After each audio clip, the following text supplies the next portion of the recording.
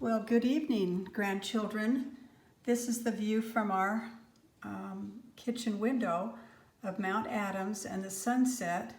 And if you see over there, see if I can zoom in, you can see Mount Rainier. And you can also see the new high school that Grandpa and I are seeing go up, and the cranes and everything else. But we have a special surprise for you tonight. Grandpa has a Berenstain Bear book that he's going to read. He's going to sit at the kitchen table, and Grandma is going to record it while he reads you the book, Trouble with Pets. And so we've got Cabo in our family, and Freya, and Olivia, and Oliver, and Nora. So we'll see if any of those pets in our family cause trouble at home. So we're going to let Grandpa start reading the book to you tonight. Trouble with pets. Cubs don't expect the big job they will get when they jump up and down and beg for a pet. Here's puppy suds, flea free, a towel, a bucket of water.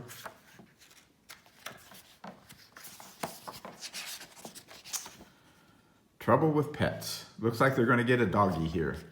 And then it's going to chase the kitty cat. And then the kitty cat's going to chase the doggy. Okay. Goodbye, little bird, said Sister Bear. Fly away and be happy.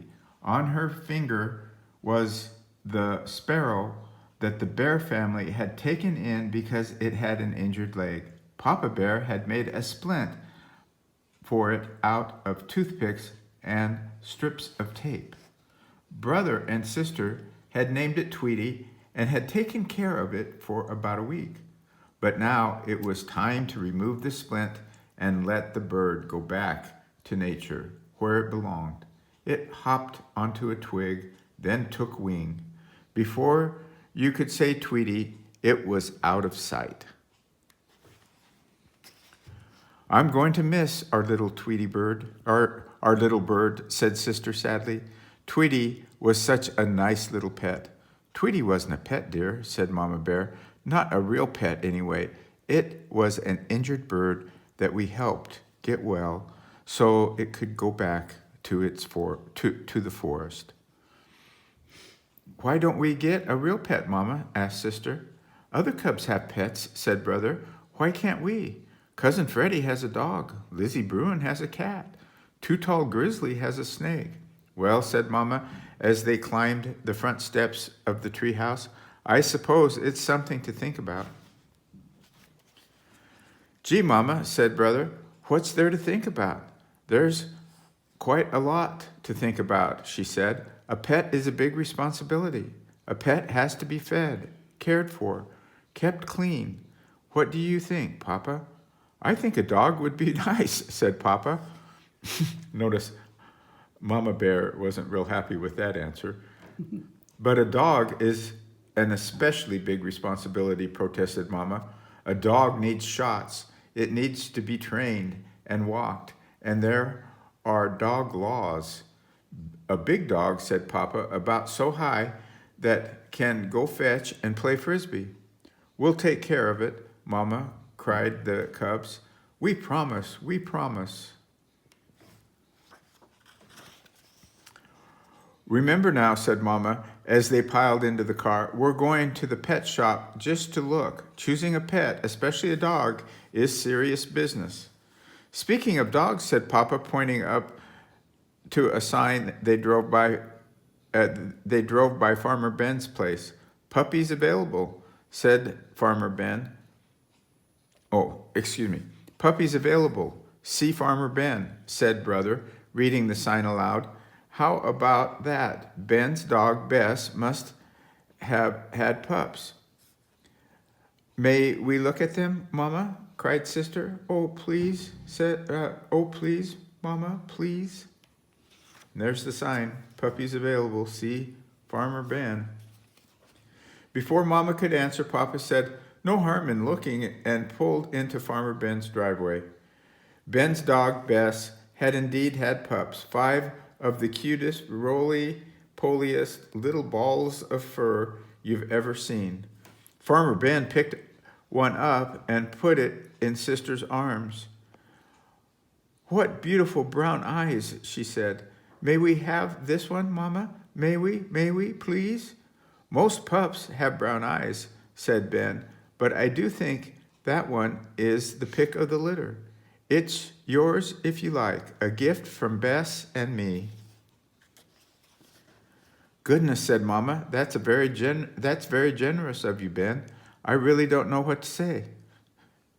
"Yes, say yes," shouted the cubs, jumping up and down. "It certainly is a cute little thing," she said. "All right, then, yes." Brother and sister were overjoyed. Thank you, Farmer Ben," they shouted. Then, after they had calmed down a bit, Brother said, "Our pup's going to need a name. How about King or Prince or maybe Duke?" Farmer Ben, who was an expert in such matters, took a quick look under the pup's tail and said, "The only trouble with those names, Brother Bear, is that the pup is a girl." Of course, they could take their new pet home with them. It would need its mother's milk for a couple more weeks. Of course, they couldn't take their new pet home with them. It would need their mother's milk for a couple of more weeks. But there was plenty of puppy talk as they headed home. Talk about names, talk about where the puppy would sleep, and talk about who would take care of it. "Remember now," said Mama, "you've promised to take care of the new pup, to feed and water it, and to clean up after it when it has accidents." "What kind of accidents?" asked Sister. "We'll discuss that later," Mama said. Brother and sister couldn't believe how lucky they'd been, a new puppy for their very own. That night, before falling asleep, they thought about some of the wonderful things they could do with their new pet. Sister thought about dressing it in doll's clothes and pushing it in her doll carriage. She thought about introducing it to her stuffed toys. Perhaps they would have a tea party. Brother's thoughts were quite different. He thought about winning a blue ribbon at the Bear Country Dog Show. He thought how fine it would be to shout "mush" and as his great dog pulled him through the deep snow. But of course, a puppy isn't a toy to be dressed in doll's clothes. It's a living creature with a mind and nature of its own. It would be a long time before the pup could compete for blue ribbons. It would be an even longer time before it could pull anything through the snow. There was no question about it. Brother and sister had a lot to learn about puppies. So Mama and Papa decided that a trip to the library was in order. They took out a book called Puppy Care. When the big day came, the Bear family had a puppy care plan all worked out. First, they stopped off at the police station to get her registered. "What's the little lady's name?" asked Officer Marguerite.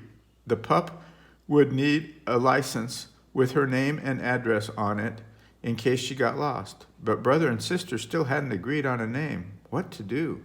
"It seemed to me that Officer Marguerite just named our pup," said Mama.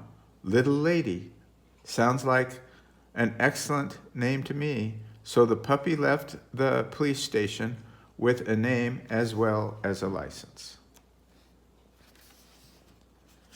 Next, a quick stop at the pet shop for a puppy harness and leash. Then a very important stop at the vet's for a checkup and shots. Little Lady didn't like the shots one bit. Brother and sister knew just how she felt. They even sort of knew how parents must feel when their cubs get their shots. Now it was time to introduce Little Lady to her new home. The Bears had already... Okay, continued. Now it was time to introduce Little Lady to her new home. The Bears had already gotten food for her and made a puppy box out of a cardboard carton and an old blanket. They had placed the box in the kitchen where it was nice and warm, but with the door closed, of course. Puppies tend to get into mischief, and there wasn't much harm she could do in the kitchen. Little lady sniffed all around the kitchen, then curled up in her box and went to sleep. At first, the cubs argued about whose turn it was to feed, water, and walk the pup. It's my turn. No, it's my turn.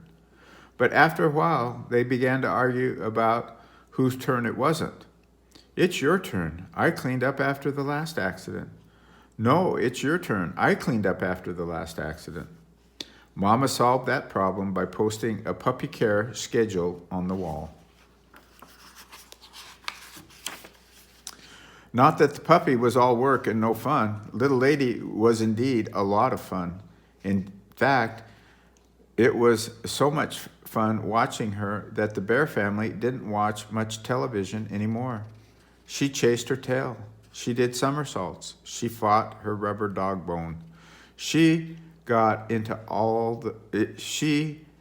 she got into the strangest positions. Also, of course, she grew. She grew so much that the Bear family started calling her Lady instead of Little Lady.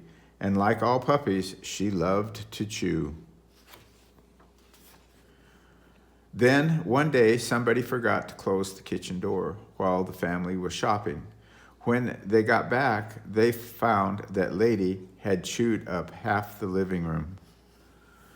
Chewed up the stuffed bear, knocked over the vase and broke it, got up and hurt the lamp, and of course the chair and pillow. Ugh. Lady's in big trouble now. The time had come for Lady to have her own house out in the yard. Papa built a fine, sturdy doghouse. Then he chicken wired the fence to keep her safely in the yard. Lady loved her house. She was even more fun in the yard than she was in the house. She chased leaves in the fall, snowflakes in the winter, cherry blossoms in the in the spring, and butterflies in the summer. And as the years went by, Lady became more than a pet. She became another member of the family to love and enjoy.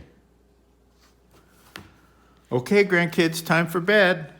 Come let Grandpa give you a whooping. Yeah, and a hug and kiss.